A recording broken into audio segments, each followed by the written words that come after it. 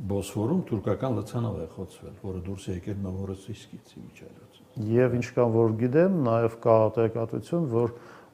նա պատկանում է այդպես կոչված ռուսական ստվերային նավատորմին, որի միջոցով Ռուսաստանը փորձում է արտաքին շուկա մղի իր նավթային ռեսուրսները արևմտյան, հատկապես եվրոպական եւ ամերիկյան պատժամիջոցների շրջանակներում եւ կա տեղեկատվություն, որ միգուցե դա տեղի ունեցել այդ դրոն նավերի կողմից եւ հնարավոր է որ գլխավոր հասցեատերը կամ գլխավոր այդ գործողության կազմակերպիչը եղել է ուկրաինական կողմը։ Բացի այդ, Իրանից Թուրքիա գազի մատակարարումն է դադարեցվել։ Այո, եւ դա նույնպես ունի որոշ բացատրություն, ես կարծում եմ նաեւ եւ Իրանը իր կողմից եւ մենք տեսանք, որ նաեւ Ռուսաստանը արդեն իր սեփական ուկրաինական հակամարտության համատեքստում փորձում են օգտագործել այս պահը, երբ որ եվրոպական երկրները իսկապես չափազանց լուրջ կախվածության մեջ են գտնվում, հատկապես գազային սեգմենտում եւ նաև Կատարից եւ այլ երկրներից գազի մատակարարում դադարեցման դեպքում լուրջ տնտեսական ճգնաժամ կարա ստեղծվի Եվրոպայում եւ այդ որոշ արտաքին դերակատարները փորձում են այս բանը օգտագործել լրացուցիչ քաղաքական, հոգեբանական եւ տնտեսական ճնշում իրագործելով Եվրոմիության երկրների վրա։ Դե այսօր նաև հայտնի դարձավ, որ Իրանը ցանկանում է օրինականացնել Հորմուզի նեղուցով անցման վճարը։ Չլիներ պատերազմը, Իրանը այս գործողությանը չէր դիմի, ինձ թվում։ Հասկանալի է, որ եթե չլիներ պատերազմը, եթե չլիներ նաև պատերազմի այն ձևը եւ ընթացքը, որը որ մենք տեսանք հատկապես սկզբնական փուլում,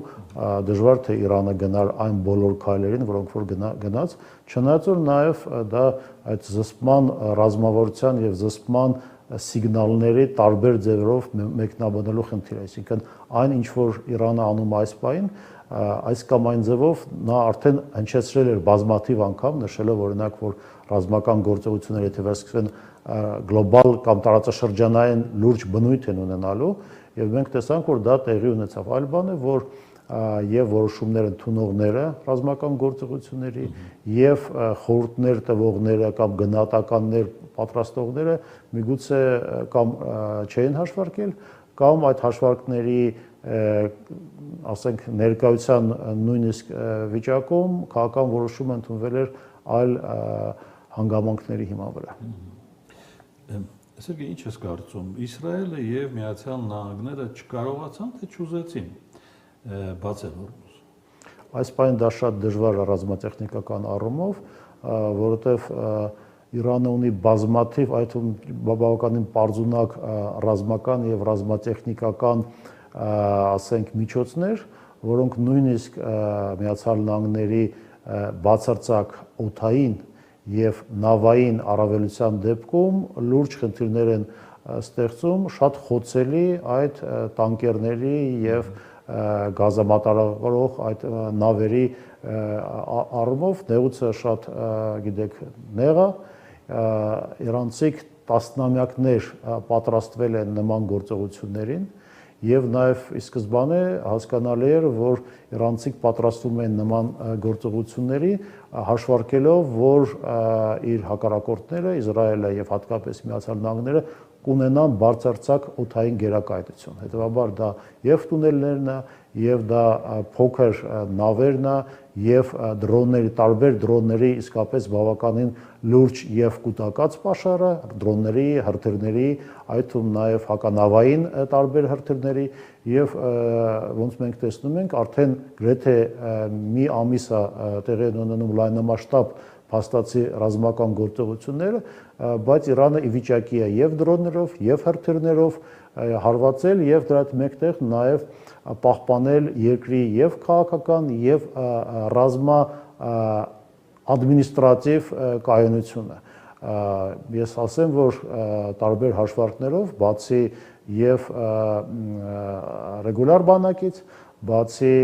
Իսլամական հեղափոխության պահապանների կորպուսի այս ջոկատներից եւ խմբավորումներից, հարյուրավոր հազարներով նաև Բասիջի միլիցիա ջոկատներ են նույնպես պատրաստվել եւ այս պայն իրագործում են եւ ռազմական բնույթի տարբեր ծառայություններ եւ դա տեղի ունենում մի իրավիճակում, երբ որ նախորդ 2-3 շաբաթվա ընթացքում շատ մեծ քանակը նաև եւ հոգեվոր եւ ռազմական ղեկավարությանը ոչնչացվել էր, բայց այս կայունությունը պահպանվում է եւ այս առումով իսկապես Իրանը ցուցաբերում է այդ բավականին լուրջ եւ կայունության եւ դիմադրականության մի աստիճան, որը որ ոչ ոք չէր սպասում, միգուցե նույնիսկ իրանցիք իրենք։ Սերգեյ, Թուրքիան եւ Ադրբեջանը իրանական հարցում ունեն տարաձայնություն։ Ես կարծում եմ, որ այստեղ ռազմական առումով մոտեցումները բավականին մոտ են, այլ բան է, որ Ադրբեջանում ի սկզբանե շատ զգայուն են ընդհանրապես ամեն ինչին, ինչ որ վերաբերվում է Իրանին, բայց դրա հետ մեկտեղ շատ լավ հասկանում են հնարավոր վտանգներն ու սպառնալիքները եւ կարծում եմ հայտնի այդ Նախիջևանի դրոնի ինցիդենտը բավականին լուրջ ազդակ էր, որտեղ բացի բոլոր այլ հանգամանքներից, այն որ Իրանը ի վիճակի եղավ խոցելու ծոցի երկրների, Սաուդյան Արաբիայի կամ Էմիրատների պես երկրների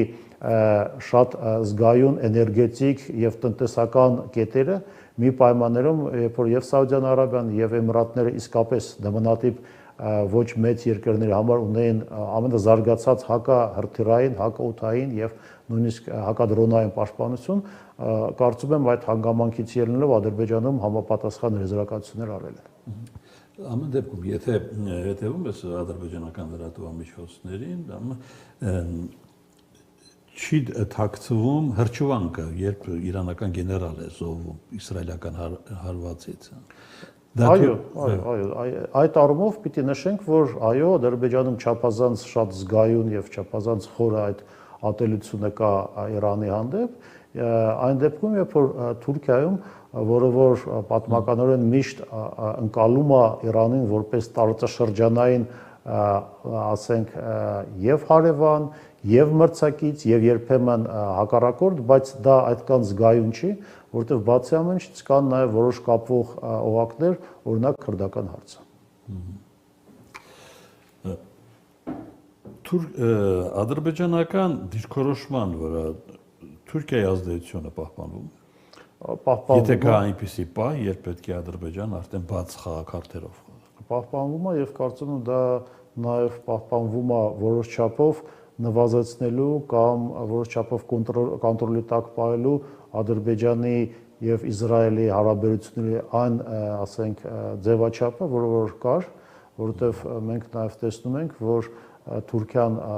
որոշ չափով նաև սկսում է ընկալվել Իսրայելը որպես ոչ պակաս, եթե ոչ հակառակորդ, այլ տարածաշրջանային խնդիր, մյուս կողմից նաև Թուրքիայում եւս բավականին հակաիզրայելական խորը, ասենք, միտումներ կան եւ դա այն խնդիրներից մեկն է, որը որ այո կան որոշ տարաձայնություններ Բաքվի եւ Անկարայի միջև, չնայած որ դրա հետ մեկտեղ նաեւ այդ խնդիրների ընթացքում բազմաթիվ անգամ նաեւ Ադրբեջանը փորձել է որոշ չափով ինչ որ միջնորդի դեր խաղալ Թուրքիայի եւ Իսրայելի միջև, օգտագործելով իր հատուկ կապերը երկու դերակատարների հետ։ Եվ ավարտենք։ Իրանական պատերազմի որ ելքը նախընտրելի կլինի Հայաստանի համար։ Հայաստանի համար նախընտրելի կլինի այն ելքը, որը որ գոնե տեսանելի քաղաքական, ասենք, հեռանկարում Ղարաբաղի եւ տարածաշրջանային որոշ չափով կայունությունը եւ ապահովի նաեւ Հայաստանի հետ կապված ենթակառուցվածքային որոշ ծրագրերի անվտանգ իրագործումը կամ զարգացումը եւ դրա հետ մեկտեղ նաեւ որևէ ձևով չներքաշի Հայաստանին եւ տարածաշրջանին այս ոչ արդեն ռեգիոնալ, այլ գլոբալ մակարդակի հակամարտության մեջ։ Իսկ դրա պարամետրները պարզը կախված կլինեն, թե ինչ ռազմաքաղաքական եւ ռազմավարական ընթացք կստանա այս պատերազմը։